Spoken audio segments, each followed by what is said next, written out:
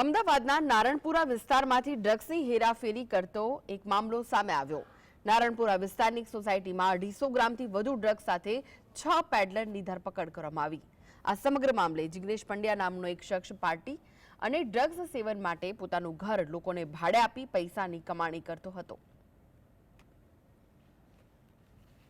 નશાકારક પદાર્થ ઝડપાતા હોય છે ત્યારે અમદાવાદના નારણપુરા વિસ્તારમાંથી ડ્રગ્સનો એક મોટો જથ્થો ઝડપાતા ચકચાર મચી હતી।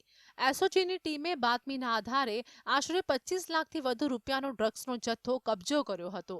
જૈન દેરાસર નજીક એલિફન્ટા સોસાયટીના ફ્લેટમાંથી ડ્રગ્સનો જથ્થો કબજે કરવામાં આવ્યો હતો। પોલીસે જિગ્નેશ પંડ્યા નામના વ્યક્તિના ઘરમાંથી 256.860 ગ્રામ ડ્રગ્સ જપ્ત કર્યો હતો। આ ઘટનામાં અત્યાર સુધી કુલ 7 લોકો સામે પોલીસ ફરિયાદ નોંધાઈ છે, જ્યારે 6 લોકોની ધરપકડ કરી વધુ તપાસ હાથ ધરવામાં આવી છે।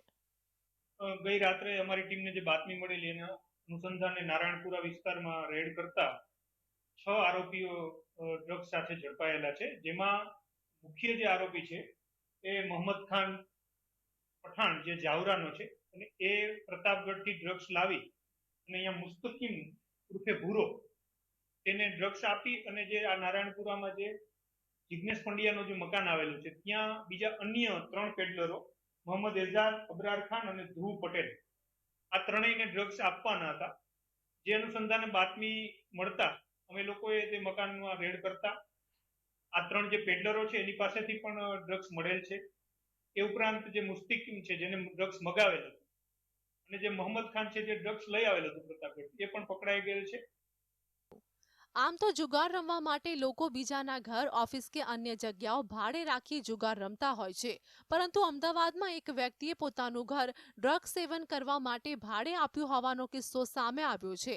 એલિફન્ટા સોસાયટીમાં એક ફ્લેટ માલિક જિગ્નેશ ઉર્ફે જીગો પંડ્યાના ઘરે અન્ય ડ્રગ્સ પેડલરો આવ્યા હતા, જેમાં અમદાવાદના એક ડ્રગ્સ પેડલરે મધ્યપ્રદેશના એક પેડલર પાસે ડ્રગ્સનો જથ્થો મંગાવ્યો હતો, જે લેવા માટે અન્ય પેડલરો જિગ્નેશના ઘરે આવ્યા હતા। આ દરમિયાન પોલીસે તમામની ધરપકડ કરી હતી।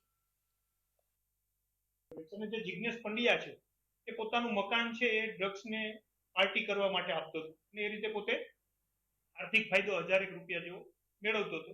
અને જિગ્નેશ પંડ્યા અપરિણિત હોય અને પોતાને પરિવારમાં બીજું કોઈ ના હોય અહીંયા, જેથી આ પ્રકારની લતમાં એ પણ ફસાયેલો છે અને 40 વર્ષથી એ પણ એડિક્ટ છે। એની જે પ્રાથમિક પૂછપરછમાં એ પોતે ગાંજાનો વ્યસની હોય એવું જણાવે છે, ગાંજો અને દારૂનો, અને ત્યાર પછી આ એકાદ વર્ષથી ડ્રગ્સના પણ પેલામાં એડિક્શનમાં આવેલો હોય અને પોતાના ઘરે અવારનવાર આ રીતે દારૂની પાર્ટી કરતા હોય અને જે આવા પેડલરોના સંપર્કમાં હોય અને આ પ્રકારે પોતાની ઘરે બોલાવી અને ડ્રગ્સનું પણ આ રીતે પાર્ટી કરવાનું પકડાઈ ગયું છે।